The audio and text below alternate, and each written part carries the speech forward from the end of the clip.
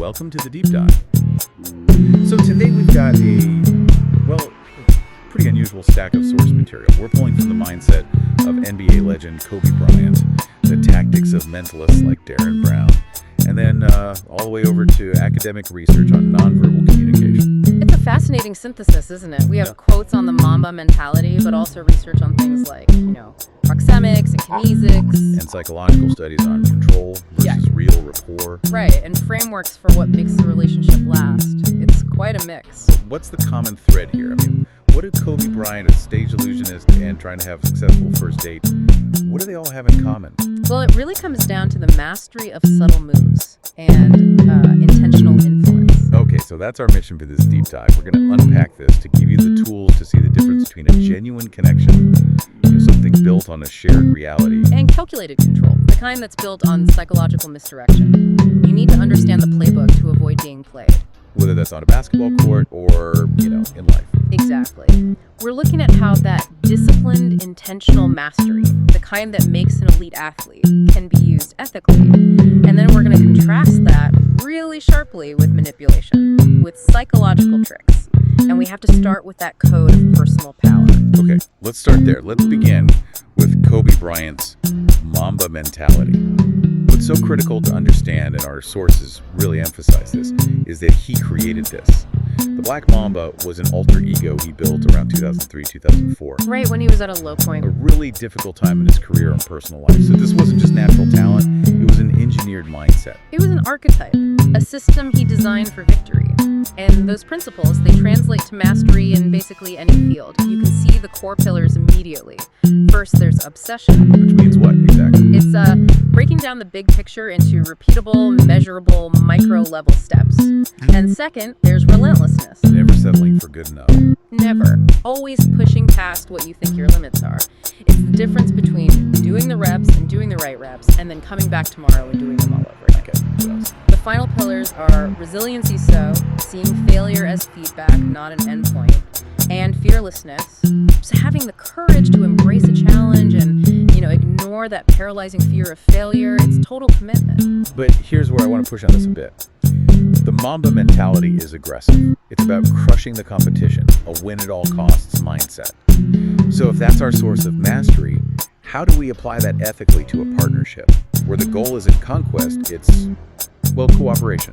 That is the right question. And the application isn't about using that mentality against your partner. It's about applying that same intentionality to the partnership. You shift from crushing the competition to mastering yourself and mastering the dynamic. Okay. Think about Kobe's signature move, the fadeaway jump shot. It's all quick pivots, fakes, kicking the leg out, all to create separation, to maximize space so you can be accurate. It's an aggressive move, but its goal is to buy space. So the Mamba mentality is the drive, and the fadeaway is the tactic for creating space. And that translates directly into social dynamics as the proxemic emotional fadeaway. So proxemics is just the study of how space and distance influence communication. Right. Imagine you're in a high intimacy moment, a shared laugh, a deep compliment, maybe a moment of vulnerability. If you immediately physically just recede a little, lean back, maybe, or even just lower your vocal intensity, you create what we call exit space.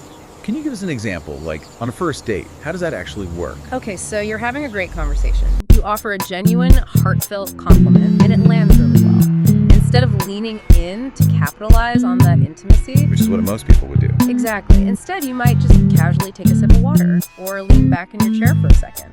That tiny moment of pulling back stops the other person from feeling overwhelmed or, cornered by this sudden high expectation.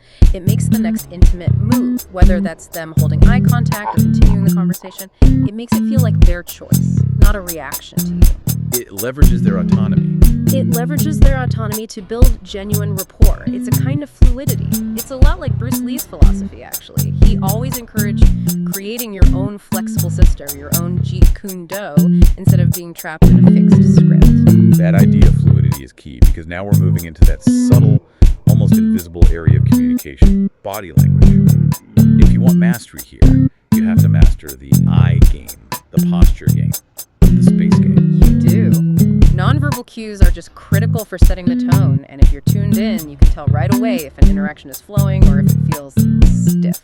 You mentioned proxemics, the distance we keep. What about are the movements themselves? That's kinesics, the study of body movements. And posture is a huge signal. Leaning forward shows interest. Sitting back, especially with your hands behind your head, that often signals indifference. Or maybe informality. Even where you put your elbows can tell a story. And there's the eyes. Oculesics. The face and eyes are the main focus because psychologically that's where we think the other person is located. And our sources point out there are 7 universal facial expressions. Happiness, sadness, fear, the list, that cross every cultural boundary. So let's get practical. We're trying to build a genuine connection. Yeah. How do we spot the real signals and separate them from the tells of someone just putting on a performance? You have to look for signals that are almost impossible to fake consciously. The Duchenne smile is a classic example. A real smile, it engages the muscle around your eyes, it gives you those little crinkles, crow's feet. A fake smile is often just the mouth. What's another? Subtle mirroring. It's where you subconsciously start to match the other person's posture or their rhythm of speaking. It's a powerful sign that you're in sync, that you're in flow. And what's the one signal for full, undivided attention? We call it the belly button rule. If you orient your torso and your feet directly toward a person, it signals total presence. It makes them feel heard. If their body is aimed at the door or their feet are pointed away, that's a tell. They're distracted or maybe ready to leave. Okay, what are the biggest tells that someone is just running a script or that they're just not there with you? Look for micro expressions. They're these incredibly fast facial movements, like a 25th of a second, that betray a person's real feeling before they can mask it. Also, inconsistent behavior. If they're nodding like a bobblehead at everything you say, or laughing just a little too hard at things that aren't that funny. It's an automatic social response. It's an automatic social response, not genuine engagement. And if we want to apply that Jeet Kune Do fluidity ourselves, how do we make our own actions, like using humor or showing affection? How do we make them feel natural? Through non-telegraphing action. That's the principle. If you're going to tell a joke, it should feel seamless. The best humor on a date flows naturally from what's happening now. If your body language stiffens up right before you deliver the punchline, you've telegraphed it, you've signaled that a performance is coming, and it just kills the connection. The action has to seem effortless. And this mastery of subtlety brings us right to that critical line in the sand. The difference between ethical influence and, outright manipulation. This boundary really defines the whole ethical question of what we're talking about. It does. So influence is neutral. It's a capacity. It's helping someone see why taking an action is in their best shared interest. Manipulation, on the other hand, is a covert, self-serving attempt to control people in a way that subverts their own free will. And the classic example in dating is love bombing. It uses the very signals we just talked about, but it turns the volume up to 11. Way too fast. Exactly. Love bombing is designed to gain rapid control. It overwhelms someone with excessive affection, excessive attention, and it demands constant reciprocation, almost immediately. It's that super intense, super specific praise that comes way too early. And that intensity creates an unrealistic expectation, a dependency. Right. Unlike genuine affection, which grows organically, it's steady, it nurtures the relationship without all that immediate pressure, and the sources are clear. Consistency is the key countermeasure here. If you see someone compartmentalizing their life, showing totally different personalities and different social circles, The charming public figure who's a demanding private partner, that inconsistency is a huge red flag. It points to a lack of a genuine self. Authentic people are consistent. Manipulators build facades for specific audiences. and we can look at this through the lens of mentalism. Illusionists like Darren Brown, they use psychological suggestion, memory tricks, all to create the illusion of mind reading. They are master influencers, but for entertainment. So how does their technique mirror what manipulators do? The core mechanism is misdirection, the art of controlling the audience's attention to hide the secret. In social terms, it's hiding the hidden agenda. Mentalists use expectation manipulation. They throw your attention toward a perceived exit, making you focus on the wrong details so the real influence stays invisible. Can you give us an example of that off the stage in a relationship? Sure. Think about a classic avoidance technique. Someone might bring up some huge, irrelevant drama or a problem from years ago, right when the conversation gets to a topic you want to avoid, like a commitment or a boundary. They're misdirecting. They're misdirecting your emotional energy away from the real point of leverage. And this is where we see the dark triad traits show up in the research narcissism, Machiavellianism. Narcissists often use tactics specifically to avoid commitment, and it's driven by their perception that they have lots of other attractive options. So that brings us to the ultimate question. If mastery is about intention, and manipulation is intentional control, how do we pivot and apply that mastery to build something resilient? Something where both people feel safe. This is, I think, true relational craftsmanship. It all starts with the counter tactic to manipulation, which is active listening. Active listening creates that safe, non-judgmental space you need for a genuine connection. And the first principle is to operate with curiosity, not judgment. It's so hard to do. My first instinct, like most people's, is to jump in and solve the problem, offer the fix. And that instinct is almost always counterproductive to connection. Another key is validation. You can't be dismissive and say, that doesn't sound like a big deal, or you shouldn't feel that way. You have to acknowledge the emotion. It sounds like you're truly frustrated by that. It helps the other person feel like their reaction is rational. And you have to avoid thinking about yourself, even when you relate to. Absolutely. You have to actively avoid deflection. Don't interrupt them just to say, oh, that reminds me of when I...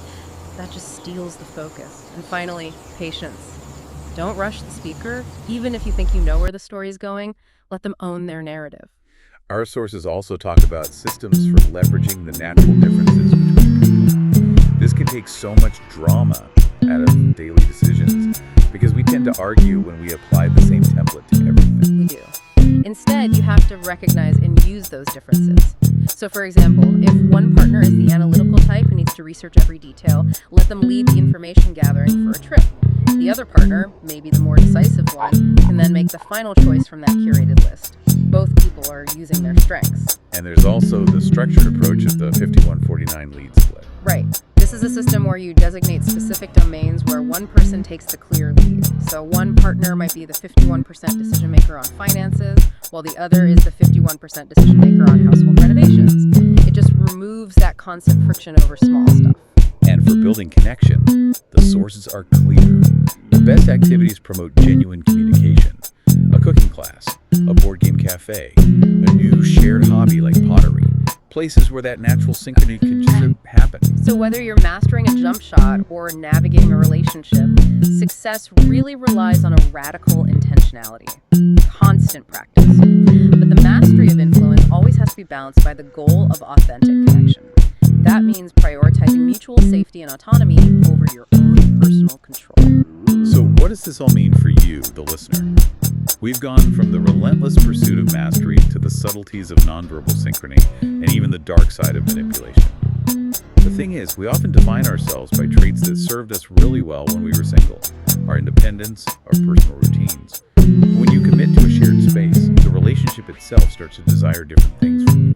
Sometimes counterintuitive things. And that's the final thought we want to leave you with. Start to view your relationship as a third entity, a separate living thing with its own needs that exist outside of your individual ones. So ask yourself today, what does our relationship need to thrive right now? And do my current preferences or my actions, do they truly serve that need? If you use the Mamba mentality to answer that question with obsession, relentlessness, and fearlessness, that is how relational mastery begins. Implement just one principle we talked about today and start that deep work now.